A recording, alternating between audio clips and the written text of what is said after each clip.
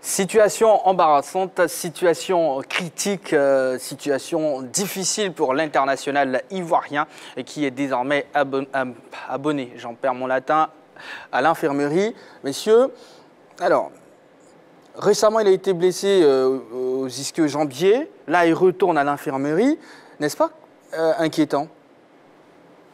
Inquiétant, oui, parce que c'est pas toujours bien de voir un athlète de son calibre régulièrement blessé. Pour la simple raison que, oui, il faut s'inquiéter parce que voilà, il pourrait perdre en termes de valeur. S'il a quitté Manchester, les blessures peuvent être une des raisons pour lesquelles Manchester ne l'a pas gardé. S'il doit dégringoler encore, parce qu'après Manchester, quand on vient à Marseille, à cette allure-là, quand on va quitter Marseille, on ne sait pas où on va se retrouver. Donc à ce niveau-là, il faut s'inquiéter. Maintenant, après, pour le règlement de sa question de blessure, je pense qu'on pourrait lui donner des conseils. Il devra, pour moi, écouter son corps. Parce que beaucoup d'athlètes n'ont pas cette formation-là, n'ont pas eu cette information. Il faut pouvoir savoir écouter son corps. Parce que le tout n'est pas seulement d'écouter le médecin. Parce que le médecin, après les tests, peut te dire « je pense que tu peux jouer ». Mais toi-même, dans ton corps, tu dois pouvoir savoir que tu n'es pas en même de jouer. C'est vrai qu'il est difficile souvent en pro. Lorsque le médecin dit que tu peux jouer, tu devras normalement jouer. Mais avec des échanges sérieux, bien argumentés, tu peux, après avoir écouté ton corps, dire au médecin que je pense que je ne suis pas à même de jouer.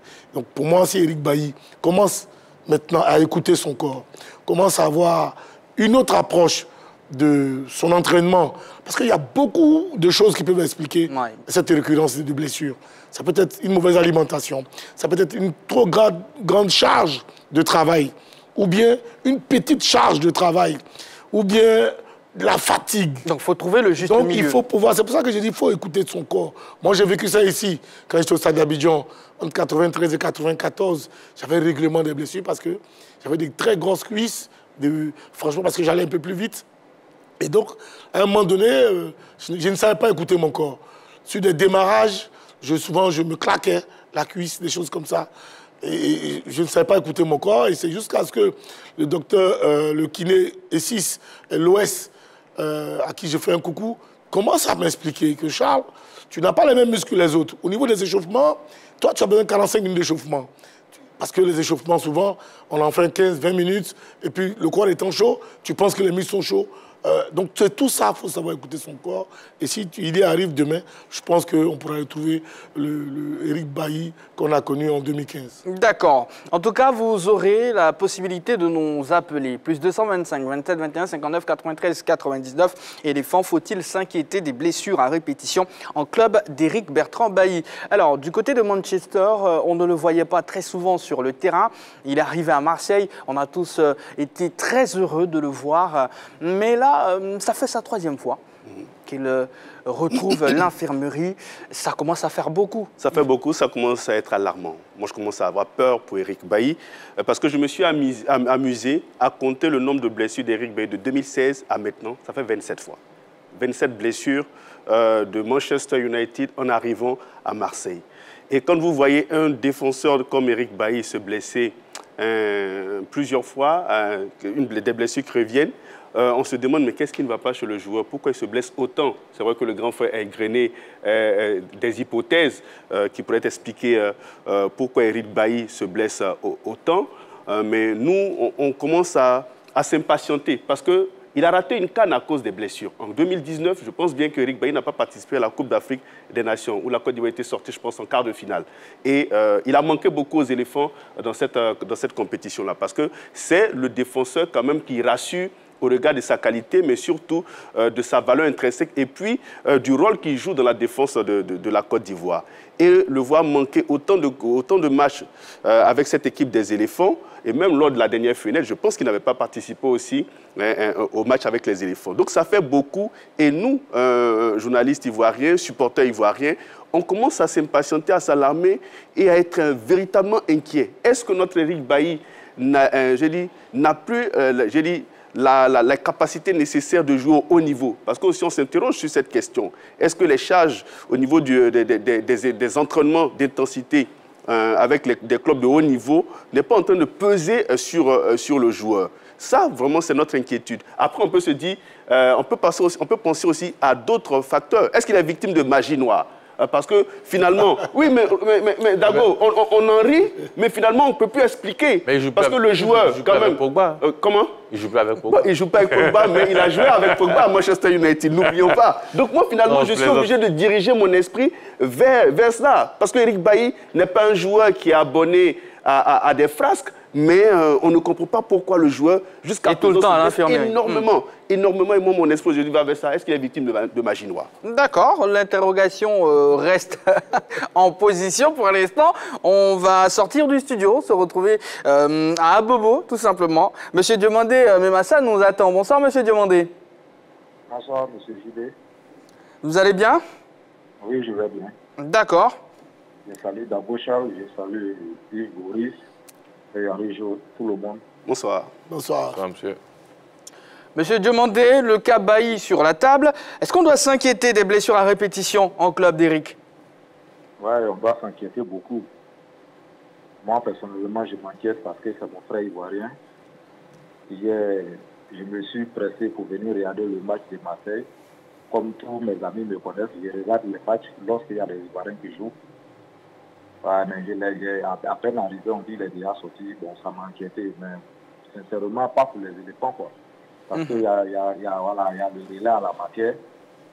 Il suffit que le coach actuel nous concorde une très bonne défense avec les différents joueurs, ça peut aller. Mais en tant qu'Ivoirien, vraiment, j'ai mal au cœur pour Eric Bailly qui se blesse comme ça régulièrement.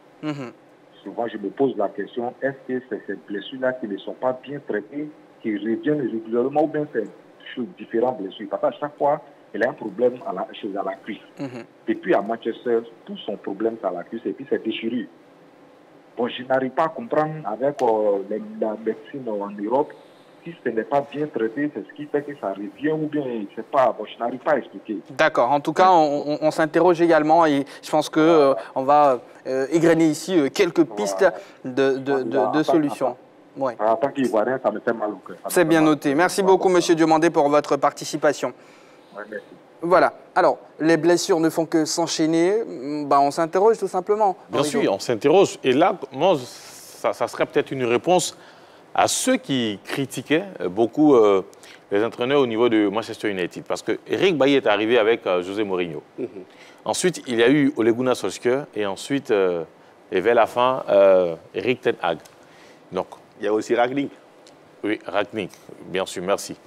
Donc, si on comprend bien, parce qu'il y a un moment, certains Ivoiriens disaient que, oui, on ne l'aime pas à United. Mais moi, je ne pense pas qu'un entraîneur qui peut compter sur un joueur, parce que quand on parle de talent, valeur intrinsèque, Eric Bailly, je pense qu'il a plus de qualité que Harry Maguire et Victor Lindelof. Mais il n'était pas titulaire. Pourquoi? Parce que je pense que les entraîneurs savaient que certains joueurs sur qui on ne pouvait pas compter pendant, je dirais, 3, 4, 5 matchs. Donc, ils préféraient composer avec les joueurs fiables, notamment Harry Maguire, malgré le fait que le monsieur n'a su pas réellement en défense, que de compter sur un Eric Bailly, de compter sur lui en tant qu'un titulaire, mais qui peut-être allait vous livrer un match, 2 matchs, et puis retourner à l'infirmerie. Donc voilà un peu l'explication.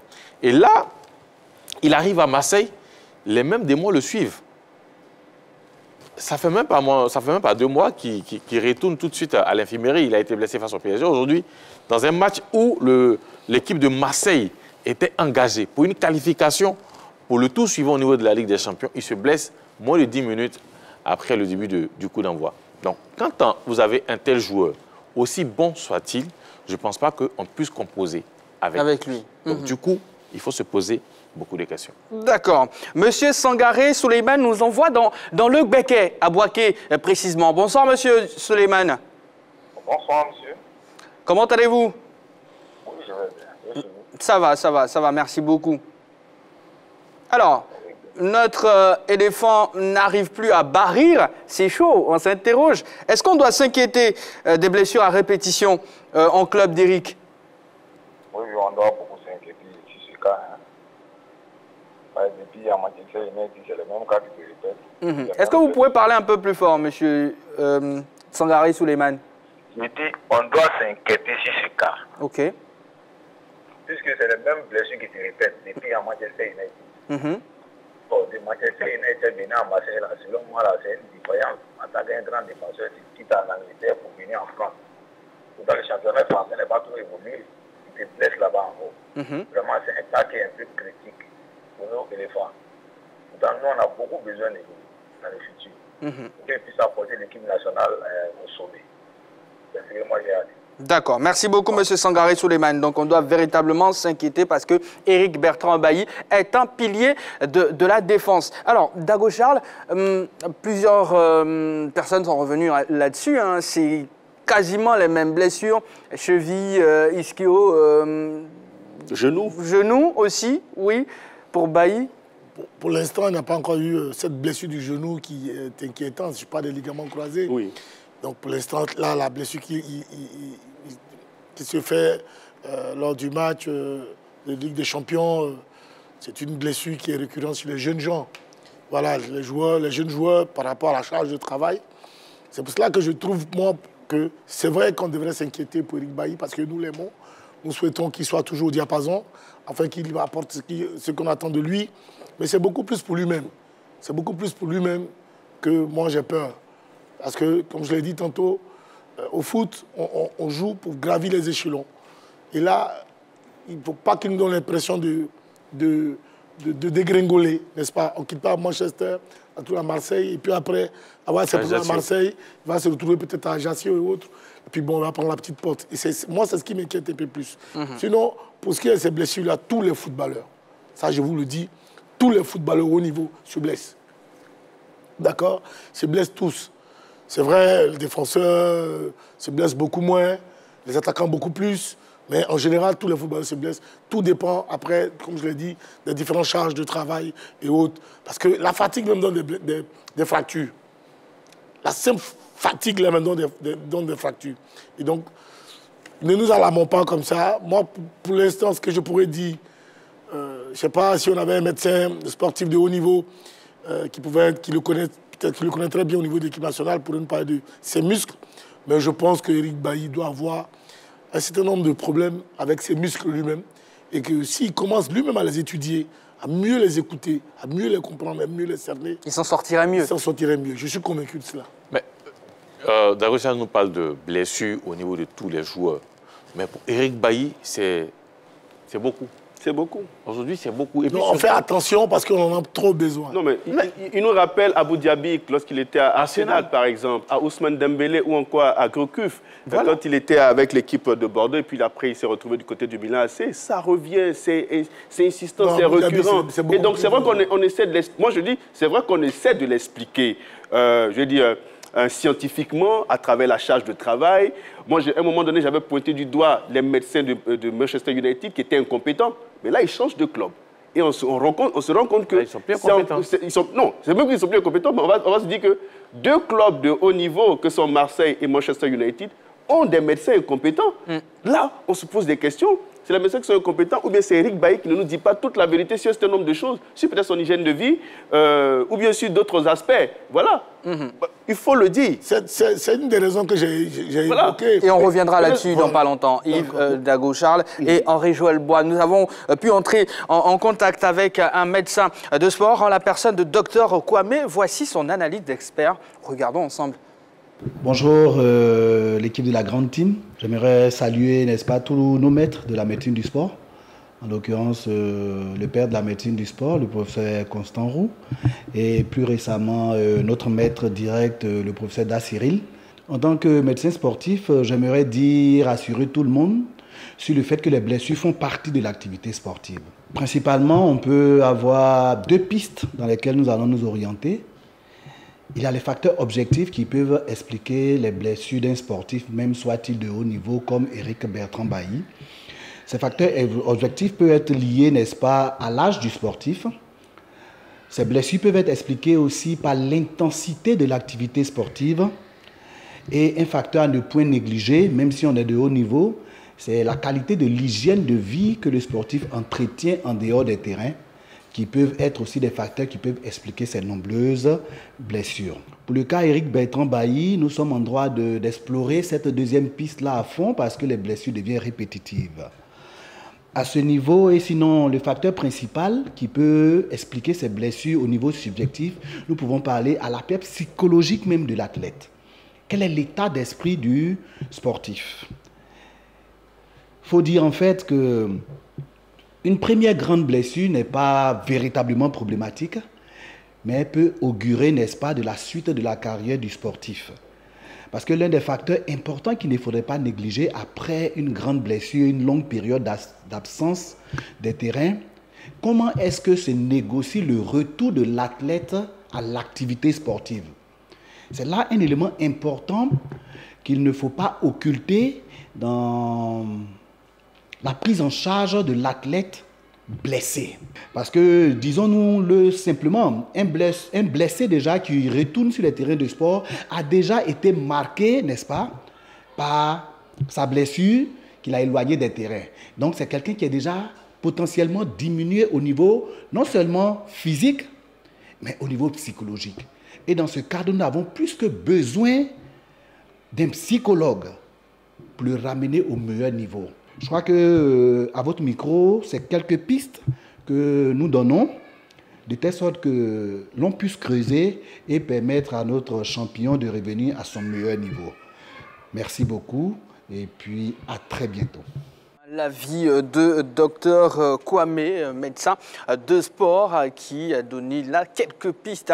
Et chez vous, à la maison, si vous êtes sportif, oui, surtout à la jeune génération, j'espère que vous avez pris beaucoup de notes. Alors, messieurs, c'est 108 matchs manqués du côté de Manchester United par Eric Bertrand Bailly. Du côté de l'OM, c'est 5 matchs. Entre autres blessures, on parle d'élongation musculaire de la cuisse 3 fois, blessure au dos 2 fois, blessure sur le cou 9 fois. Ça, c'est vraiment entre autres. Donc, on pointe du doigt l'hygiène de vie qui a été déjà touchée du doigt. C'est vrai que l'aspect psychologique a été touché par Dr Kwame dans sa vidéo également. Bien sûr. Commentaire, oui. Bien sûr. Aujourd'hui, il faut prendre plusieurs choses en compte en ce qui concerne les blessures que contractent certains joueurs. Il a parlé de l'hygiène de vie. Un joueur qui n'a pas une bonne hygiène de vie, forcément derrière, ça va se ressentir sur sa forme physique. Mais aussi, il a évoqué quelque chose qui est très, très important. Peut-être on ne va pas discuter très longtemps là-dessus, mais aussi, il s'agit de l'âge des joueurs. Aujourd'hui, il faut prendre en compte aussi l'âge des joueurs et surtout les championnats dans lesquels évolue certains joueurs. Quand vous prenez un joueur qui peut-être à un âge avancé, qui évolue dans un championnat comme la Première Ligue, il va s'en dire que derrière, avec l'accumulation des matchs et surtout la répétition d'efforts physiques d'intensité très élevée, on peut arriver à ce genre de situation. Parce qu'aujourd'hui, Eric Bailly, quoi qu'on dise, il n'est plus tout jeune. Il n'est pas trentenaire, pardon. Oui, mais il n'est pas trentenaire, mais il n'est pas tout jeune aussi. Oui, voilà. Il n'est pas tout jeune. Oui. Il n'est pas loin de la trentaine. Il a 28 ans. Eric Bailly a 28 ans. Maintenant, est-ce que vous estimez qu'il serait coupable des pratiques moyenâgeuses sous nos cieux qu'on appelle le René Caillé qui est bon, là. Je l'ai pas encore dit. Non, mais moi je le dis. Parce que moi je termine rapidement qu'il y a cette pratique très souvent sous nos cieux où certains joueurs, pour faire une longue carrière, se voient obligés de diminuer leur âge en refaisant leur extrait de naissance pour participer à des compétitions, pour pouvoir jouer au football, parce que parfois ils sont dépassés par l'âge. Donc aujourd'hui, est-ce que ce n'est pas en train de rattraper peut-être Eric Bailly? Je ne sais pas s'il était coupable de ça, si c'est adonné à cette pratique, mais moi quand même je veux poser le pied dans le plat, parce que grand frère, vous êtes quand même, je peux me permettre, et Chachal Dago, vous avez été footballeur, je ne sais pas, mais vous savez que c'est des pratiques qui existent quand même. Non, ça c'est clair. Voilà, maintenant, est-ce qu'Eric Bailly l'a fait ou pas, je ne sais pas. Mais je l'évoque parce qu'on cherche des hypothèses pour comprendre pourquoi Eric Bailly se blesse autant. Malheureusement, on a oublié d'explorer toutes sortes d'hypothèses pour chercher à comprendre. Parce que les meilleurs médecins, il y en a en Europe, dans les meilleurs clubs. Manchester United, ce n'est pas un petit club. Marseille, ce n'est pas un petit club. Ils vont quand même se doter des meilleurs médecins pour pouvoir soigner tous les footballeurs. Mais quand je remarque bien, seul Eric Bailly à Manchester United avec beaucoup plus de problèmes de santé que certains joueurs. Pareil aussi avec l'équipe de Marseille. Que tous les autres joueurs, d'ailleurs. Que tous les autres joueurs. Donc aujourd'hui, Monsieur Diomandé est en ligne, il nous attend. Il doit seulement, comme on appelle même, Eric Bailly et les médecins. On va prendre Monsieur Diomandé. Yves, permettez-moi de prendre Monsieur Diomandé qui nous appelle de Sipilou. Bonsoir Monsieur Diomandé. Bonsoir JB. Bienvenue, bonsoir. Toujours là, trois, on est ensemble. D'accord, c'est bien noté, merci beaucoup. J'étais à la table, j'étais avec Dago. Maintenant, on était ensemble. Dago Jal. C'est ça. Bonsoir à toi. Salut, champion. Voilà, le cas Africa était sur la table. Ouais. Ce soir, on parle d'Éric Bertrand Bailly. Bon, hier, quand j'ai regardé le match, quand ils ont aligné Eric Bertrand, j'ai dit tout de suite là, il va se blesser. Il y a un jeu qui a dit non, on peut dire Eric Bertrand s'est blessé. Il passait là, ils l'ont forcé comme ça, parce qu'il a joué en Angleterre, il connaît Harry Kane. Donc, il va vouloir forcément attaquer Harry Kane pour pouvoir empêcher Harry Kane de marquer. Donc, ça là, il n'est pas bien dirigé, ils l'ont mis sous tiré comme ça. Et bizarrement, j'attends que vous avez dit Eric est blessé. Après 7 minutes. Oui, après 7 minutes, il est blessé. Le deuxième minute, ils ont battu Eric. Ils n'ont pas battu. Ils forcent la situation. Parce que c'est vrai, un autre c'est dur. Mais quand il y a une blessure, fais l'effort pour que ce soit guéri totalement. Et puis, quand ton courage a mal, sois fort un garçon, sois fort. Que ce soit ce que tu vis parmi les blancs là-bas, si tu sois tout guéri totalement, je crois que tu as tous les avantages. Et puis, encore, l'âge aussi avancé. Là, je joue beaucoup sur la carrière des joueurs. Donc, vous êtes d'accord avec Yves Boris? Oui, moi, je dis là, parce que quand il avait ses 23 ans, là, et puis, c'est pas la même chose. À ses débuts, là, Eric, ne sait pas. Bon, maintenant, il vient dur, rigoureux, il ne sait pas. Bon, maintenant, il doit avoir les blessures. Je dis à Eric, de prendre son mal à patient, il n'est qu'à trop bien guéri. Et puis encore, franchement, il met en la croyance, il croit en Dieu, que c'est le destin, et puis la vie continue. Donc, on compte à lui, et que vraiment, nous le soutenons en prière pour qu'il nous revienne, notre héros national, Eric Bailly. Les trois, on est ensemble, bonne émission, 12 minutes. Merci beaucoup, Monsieur Diomandé. Voilà, et, en tout cas, merci beaucoup pour ces mots à l'endroit d'Éric Bertrand Bailly. Nous sommes vraiment de tout cœur avec Éric. Tout simplement, nous lui souhaitons prompt rétablissement. Dago Charles, oui. Je botte en touche la première hypothèse de Yves. De Yves Boris. D'abord de magie noire. Ouais. Ah, d'accord. Je botte ça d'abord en touche. Qui part de l'âge également, je botte ça également en touche. Voilà, je ne prendrai pas mon exemple ici, mais suivez mon regard. Je veux dire, un footballeur de haut niveau, de la trempe d'Éric Bailly, devrait pouvoir, comme je l'ai dit, écouter son corps. C'est ça le plus important. Je dis, parce que souvent, nous, en Afrique ici, on perd tout dès le bas âge. C'est-à-dire qu'on ne nous informe pas de ce que c'est que le footballeur professionnel entre 12, 15, 16, 17 ans. Vous comprenez? C'est-à-dire que notre formation, en termes de préparation physique, elle-même, elle est déjà bâclée. Donc, lorsqu'on arrive à 27, 28, 29 ans, dans cette gestion que les Européens maîtrisent mieux, nous, on ne se retrouve pas dedans. C'est pour cela que je dis que pour moi, je suis convaincu que ce n'est pas une question d'âge.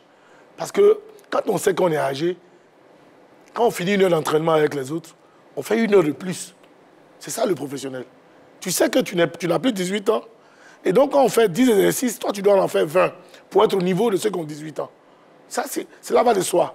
Mais si Eric Bailly se blesse de façon récurrente comme ça, moi, Charles, je suis convaincu que soit il a raté ses préparations, les différentes préparations, en début de saison. Il vient d'où? D'Espagne, où on joue une fois par semaine. Et il tombe directement en Angleterre, où on joue 3 fois par semaine. Est-ce que la préparation d'avant-saison avec Manchester a été il a fait la première saison était bonne. Il a fait plus de 5 saisons à United. Quand je dis que ça a été... Si elle a été bonne, est-ce que la charge pondérale, la charge physique durant la saison a pu être maîtrisée pour la saison d'après? Non, mais il a fait plus de 5 saisons. D'accord, merci beaucoup. Henri-Jo, merci, monsieur Dago Charles. On va écouter monsieur Zabalou qui nous appelle de Port-Bouillet. Bonsoir, monsieur Zabalou. Bonsoir, monsieur Guidé. Vous allez bien? Très bien. D'accord. Alors, le cas Eric Bailly, quel est votre avis là-dessus? Oui. Bon, moi, je n'ai pas grand-chose à dire. Mais je voulais rappeler quelque chose. Depuis la Coupe d'Afrique 2015, tous les joueurs qui ont participé à la Coupe d'Afrique jusqu'au jour d'aujourd'hui, c'est Eric Bailly qui a un bon club. C'est lui qui a eu un bon club jusqu'au jour d'aujourd'hui. D'accord. Il y a un problème. Il y a un problème. C'est-à-dire? C'est ce qui... Oui, non, moi je ne vais pas aller dans les fonds d'experts, mais c'est ce qui fait qu'Eric Bailly se blesse. Toutes les pratiques que nous avons en Afrique ici, ça agit. On sait ce qui s'est passé pendant la Coupe d'Afrique ici. Ah bon? C'est ce que je voulais dire, oui. C'est ce que je voulais dire. Au revoir. D'accord, je ne vois pas vraiment le rapport, je ne sais vraiment pas où M. Zabalo voulait en venir. Il est venu, aussitôt il est parti. Sur la page Facebook de la 3. Lookman Cissé, exactement, pas en club seulement. Il répond à la question LGT. Depuis qu'il a rejoint Manchester United, les blessures deviennent récurrentes. Après chaque 2 matchs, il réchute. Il faut plutôt s'inquiéter pour sa carrière. S'il veut jouer au football le plus longtemps possible, il doit avoir un préparateur physique personnel pour répondre aux exigences du haut niveau. Force à toi, Goat. Allez, faut-il s'inquiéter des blessures à répétition en club d'Eric Bailly? Franck Pagny, la réponse est oui. Bailly, malheureusement, son corps n'est plus fait pour le haut niveau. Alors, si on revient aux commentaires de Lookman Cissé qui évoque une inquiétude même au niveau de la carrière d'Eric Bertrand Bailly, je vous ramène la question, est-ce que vous êtes d'avis? Est-ce qu'on doit s'inquiéter pour la carrière d'Eric? Oui, je pense que c'est comme ça que j'ai commencé. J'ai commencé par là, mon propos, pour dire que il est en train de connaître une carrière voilà, qui dégringole, à mon sens, parce que Manchester, c'est quand même le top des tops en Europe. Voilà, si on cite les 10 plus grands clubs européens, Manchester fait partie. Et quand on descend un cran au-dessus, il y a Marseille. Donc si au niveau de Marseille, tu n'arrives pas à gagner ta place titulaire, parce qu'on ne peut pas compter sur toi, c'est clair que tu vas descendre au niveau de Ajaccio et autres. Et donc, il y a de quoi vraiment s'inquiéter.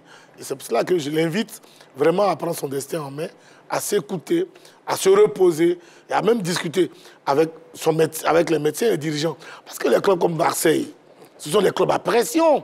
Les clubs comme Manchester United sont des clubs à pression où les obligations de résultats sont quotidiennes. Donc, quand on te paye en fonction des salaires qu'on te donne, les dirigeants sont très exigeants avec toi.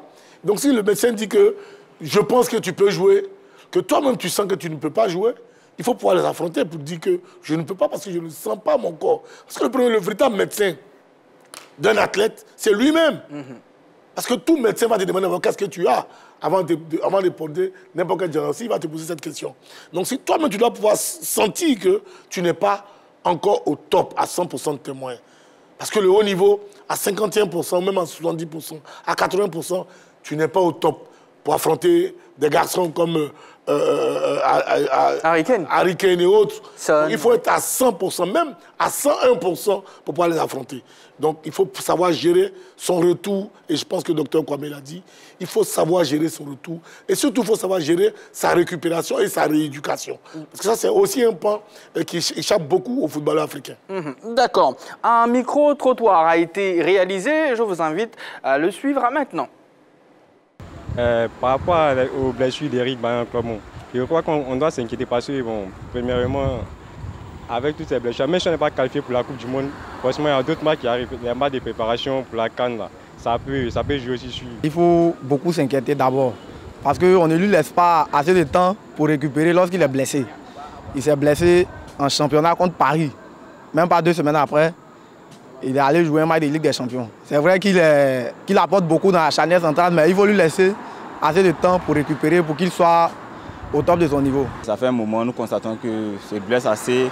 Voilà, et cela est dû peut-être à un déséquilibre. Voilà, ça peut arriver, peut-être, on ne sait jamais. Et aussi, il faut dire qu'en sélection, bon, ça ne va tellement pas. Bon, il faut lui accorder peut-être assez de temps pour qu'il puisse vraiment se rattraper sur tous les plans. Voilà, là, au moins, c'est bon. Et il faut dire aussi, bon, l'entraînement, voir certains cas, bon, accorder aussi du repos, là, au moins, c'est bon. Eric Bailly, c'est un bon défenseur. Compte tenu de sa situation là, bon, moi je vois que son côté là, c'est vrai qu'il est beaucoup un ton, mais je sais qu'on doit quand même là, on doit garder sa position. Voilà, si sa position est gardée là, il n'y a pas de bruit. C'est vrai qu'on peut jouer un peu à sa place, hein, mais sa place là, on a qu'à laisser un peu quoi. Effectivement, on doit laisser beaucoup de temps pour récupérer parce qu'on ne doit pas précipiter les choses. C'est une blessure. Certes, peut-être en Europe, ils prennent... Bon, la médecine est développée, certes, mais il faille qu'on lui laisse du temps afin de pouvoir mieux récupérer, pour entamer le championnat. Et voilà, en tout cas, on souhaite bonne guérison à Eric Bertrand Bailly. Dago Charles, des vœux pour lui? Ah oui, celui de prompt établissement. Je souhaite vivement que ce garçon retrouve de la plénitude de ses moyens, non seulement pour lui-même, parce qu'il a choisi le football comme métier. Ce n'est pas dans le lit de l'hôpital qu'il va l'exercer. Il faut bien qu'il soit sur le terrain. Et puis pour nous, pour l'équipe nationale de Côte d'Ivoire, on a véritablement besoin de lui. J'espère que voilà, il trouvait la force morale, mentale pour pouvoir vaincre tous ces vieux démons-là. Et que voilà, il n'écoute pas les gens qui parlent de magie noire, qui parlent d'âge et autres. Au contraire, au contraire, qui se dit vous défendez votre jeune frère, c'est tout à fait normal. D'accord, merci beaucoup. Allez, zoom sur le groupe B du mondial à venir. Ça sera dans direction Qatar 2022. Mais avant, voici la pub.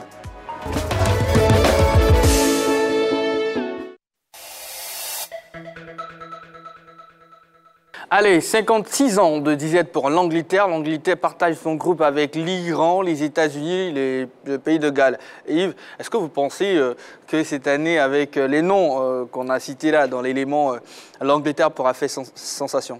L'Angleterre devrait faire sensation quand même, quand on a des joueurs, on est vice-champion d'Europe. On est déjà vice-champion d'Europe du côté de l'Angleterre. L'Angleterre est arrivée en finale de l'Euro face à l'Italie. L'Angleterre a des joueurs quand même de très haut niveau, en commençant par le capitaine Harry Kane, et puis à descendre Phil Foden du côté de Manchester City, Raheem Sterling qui est à Chelsea, Maguire du côté de Manchester United. Comment? Pas Maguire. Allez, en Manchester United, qu'est-ce que vous voulez de haut niveau. Donc quand même, au regard de l'effectif de cette équipe anglaise des Three Lions, oui, ils ont des joueurs capables de pouvoir s'imposer dans cette poule. Après, le football est une autre réalité. Ça, il faut pouvoir l'admettre. Mais l'Angleterre a des joueurs capables de sortir de sa poule, de dominer cette poule, et puis pourquoi pas d'aller loin au regard de son statut, au regard aussi de son vécu, de son expérience dans cette compétition. Les États-Unis également se retrouvent dans cette poule B. Les États-Unis qui d'ailleurs organisent la prochaine édition. Est-ce qu'ils ont les armes pour mieux figurer? Aujourd'hui, ce n'est plus la grande équipe des États-Unis dans les années passées avec Donovan, avec Tim Howard, avec Finlay et tous les autres. C'est vrai, ils continuent d'exister avec les Pulisic et les autres, mais ce n'est plus la grosse machine du côté des États-Unis. Et dans cette poule, comme Yves le disait, le favori, c'est l'Angleterre. Et l'Angleterre n'est pas favori de la compétition. Maintenant, il va falloir se battre entre les Gallois, Américains et Iraniens pour s'assurer l'autre place qualificative pour le tour suivant. Donc ça va être des rencontres très disputées, mais il faut le dire, beaucoup de choses ont changé du côté des États-Unis. C'est vrai, on n'en parle pas beaucoup, mais c'est une équipe qui est en train de se reconstruire avec de nouveaux joueurs, de nouveaux jeunes joueurs qui viennent et souvent qui cherchent à s'imposer. Donc ce n'est pas une équipe qui aujourd'hui viendra jouer les premiers rôles dans cette compétition, contrairement à ce que nous avons vu dans les années antérieures où on avait de grands joueurs dans cette équipe des États-Unis.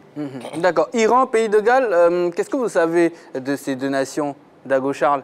Moi, je pense que pour moi, le favori de cette poule-là, c'est l'Iran. C'est l'Iran en ce sens que ce pays, sinon les Iraniens, sont fondamentalement contre les Américains et à un degré moins contre les Anglais, qui sont aussi les pays de Galles. Ce sont des voisins, ce sont des frères. Donc voilà une nation qui en tout temps, en tout lieu, pour n'importe quelle raison, lorsqu'elle croise les États-Unis et autres, l'Angleterre, c'est du feu. C'est-à-dire que, parce que moi j'ai vécu dans cette région, les Iraniens, ils ont une autre approche, ils ont une autre vue des États-Unis. Autant où politiquement on les traite je ne sais pas comment dire, politiquement j'entends de Satan ou bien de... Voilà. Autant eux aussi, ils traitent les Américains de Satan. Et donc, vous comprenez que c'est des matchs de feu. On se souvient de leur dernier match, ça a été 1-1. Le monde était pratiquement arrêté. C'est-à-dire qu'on avait l'impression que c'était le monde occidental face à la civilisation arabe. C'était vraiment arrêté. Et dans les pays arabes, ben là, c'était vraiment la tension de haut niveau. Donc, pour moi, dans cette poule-là, l'Iran va, avec son groupe, parce que les Iraniens Rappelons-nous, ils ont connu l'un des plus grands buteurs de tous les temps, Ali Daei. Pour moi, avec le groupe iranien, il faut compter avec ce groupe-là face à ces trois équipes-là. Parce que nous, malheureusement, nous ne suivons que les Anglais. Nous suivons la Première Ligue, nous ne connaissons que les joueurs anglais. Donc tout de suite, on se dit, voilà, ils ont été numéro 2 d'Europe, ils ont des joueurs qui jouent en Première Ligue, donc ils vont forcément être les favoris. Moi, je suis convaincu que le groupe iranien fera la différence dans cette poule-là. D'accord. En tout cas, direction Qatar 2022 reviendra sur la compétition jusqu'au coup d'envoi. Merci de suivre LGT, merci de suivre l'A3. Allez, on sera un plus calé avant la fin de cette émission.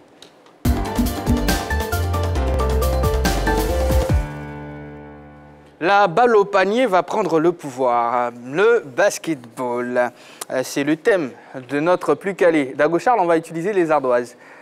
D'accord. Voilà, des questions, des propositions, des réponses.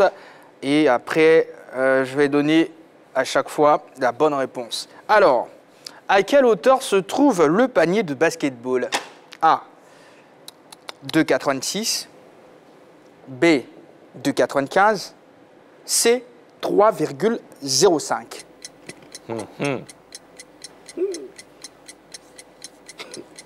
Yves? My God. Allez, mouillez-vous. Ardoise? B, j'ai du B, C. D'accord, la bonne réponse, C. 3,05 mètres. L'arceau a un diamètre de 45 cm. Deuxième question. Qui est l'inventeur du basketball? Proposition A, Jean Naismond. B, James Naismith. C, Wilt Chamberlain. Chez vous, vous pouvez également jouer, parce que vous avez les questions ainsi que les propositions au bas de, de votre écran. Henri-Jo? Oui, à droite, messieurs. J'ai du B et du C pour Yves. La bonne réponse, c'est B. Voilà. James Naismith. Ouais. Professeur DPS d'origine canadienne, il invente le basketball en 1891 aux États-Unis. Troisième question. En quelle année la Côte d'Ivoire a-t-elle remporté son premier titre de champion d'Afrique? Proposition A, 1985. B, 1981. C, 1977. Waouh! En quelle année la Côte d'Ivoire a-t-elle remporté son premier titre de champion d'Afrique? Ça, c'est pas le foot.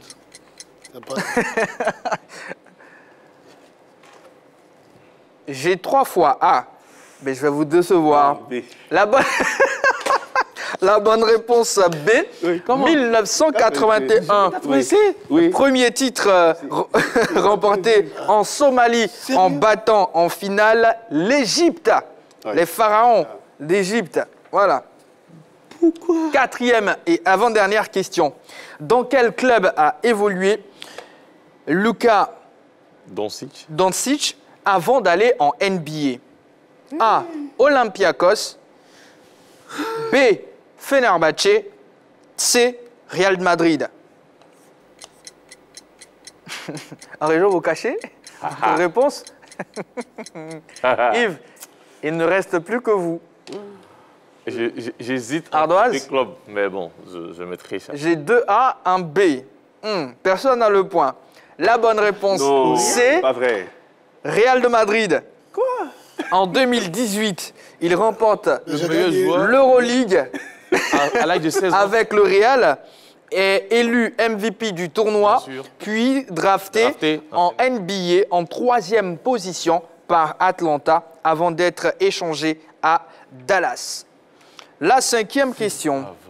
Quel pays est champion d'Afrique masculin en titre? Et ça devrait passer, puisque la compétition a été diffusée sur la 3. A, Angola. B, Nigeria.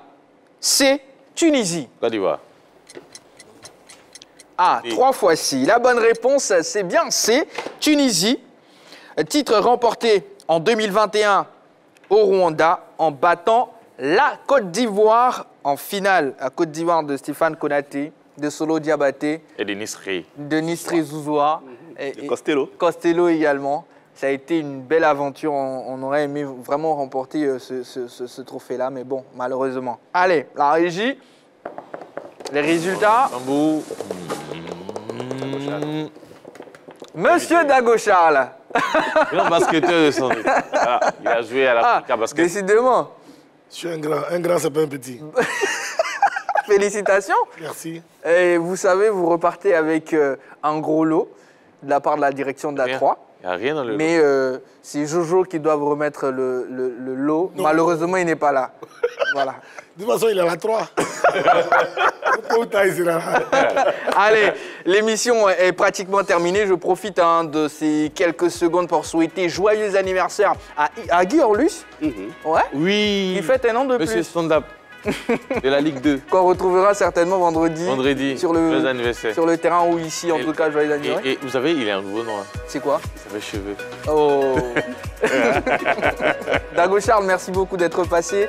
Merci, tout le plaisir était pour moi. On se dit à bientôt. Certainement. D'accord, Yves Boris. Oui. Bah, rentrez bien, tout simplement.